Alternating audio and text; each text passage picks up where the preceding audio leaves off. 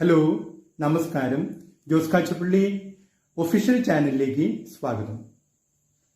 ഒരു ഭിക്ഷക്കാരന്റെ കഥയുണ്ട്. ഭിക്ഷയായിരുന്നു അയാളുടെ പ്രധാന ഉപജീവന മാർഗം, ഏക ഉപജീവന മാർഗം. ഒരിക്കല് അയാൾക്ക് ഭിക്ഷയായിട്ട് പണം കൊടുക്കുന്നതിന് പകരം ഒരാള് ഒരു ലോട്ടറി ടിക്കറ്റ് കൊടുത്തു. അയാളുടെ ഭാഗ്യത്തിന് ആ ലോട്ടറി ടിക്കറ്റിന് ഒന്നാം സമ്മാനം കിട്ടി.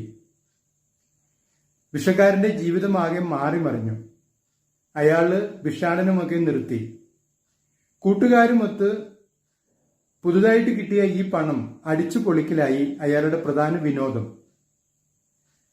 അങ്ങനെ ദിവസങ്ങൾ കഴിഞ്ഞുകൊണ്ടിരിക്കുമ്പോൾ ഒരു ദിവസം കൂട്ടുകാരുമൊത്തുള്ള ഒരു മദ്യപാന സദസ്സില് ഒരു വൈകുന്നേരം കൂട്ടുകാരിൽ ആരോ പറഞ്ഞു, ഒന്ന് മൈസൂർ പോയാലോ എന്ന്. അങ്ങനെ അവര് ഒരു വാഹനം വിളിച്ച് മൈസൂർ പോയി. മൈസൂരിൽ ചെന്ന് കഴിഞ്ഞപ്പോൾ പിന്നെയും കൂട്ടത്തിലുള്ള ആർക്കോ ഒരു അഭിപ്രായം, ഒരു സിനിമ കണ്ടാലോ എന്ന്. മൈസൂരിൽ ചെന്നപ്പോഴേക്കും അർദ്ധരാത്രി ആയിട്ടുണ്ടായിരുന്നു. അവര് തിയേറ്ററിൽ ചെന്ന് കഴിഞ്ഞപ്പോൾ തിയേറ്റർ ഉടമ പറഞ്ഞു, സിനിമയൊക്കെ കഴിഞ്ഞു, സെക്കൻഡ് ഷോ ഒക്കെ കഴിഞ്ഞു, ഇനി ഷോയൊന്നും ഇല്ല. അപ്പോ ഭിക്ഷക്കാരൻ പറഞ്ഞു, ഞങ്ങൾക്ക് വേണ്ടി ഒരു സ്പെഷ്യൽ ഷോ നടത്തണം, എത്ര രൂപ വേണമെങ്കിലും തരാം. അങ്ങനെ ഒരു വലിയ തുകയ്ക്ക് തിയേറ്റർ ഉടമ ഒരു സ്പെഷ്യൽ ഷോ ഇവർക്ക് വേണ്ടി സംഘടിപ്പിച്ചു. മൈസൂരിലേക്ക് വരുന്ന വഴിക്കും ഇവർ മദ്യപിച്ചുകൊണ്ടിരുന്നതുകൊണ്ട് സിനിമ തുടങ്ങി കുറച്ചു കഴിഞ്ഞപ്പോഴേക്കും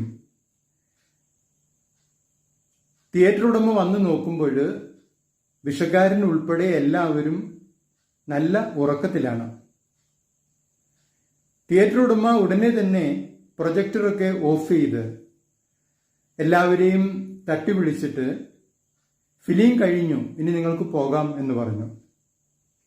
അങ്ങനെ അയാൾ പറഞ്ഞത് ശരിയാണെന്ന് വിശ്വസിച്ച് അവര് തിരികെ പോന്നു.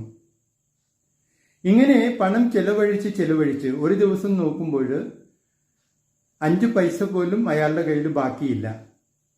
അയാള് വീണ്ടും ഭിക്ഷക്കാരനായിട്ട് ജീവിക്കാൻ തുടങ്ങി.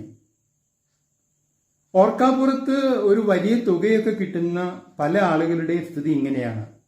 നിങ്ങളുടെ അഭിപ്രായങ്ങളും നിർദ്ദേശങ്ങളും അറിയിക്കുക.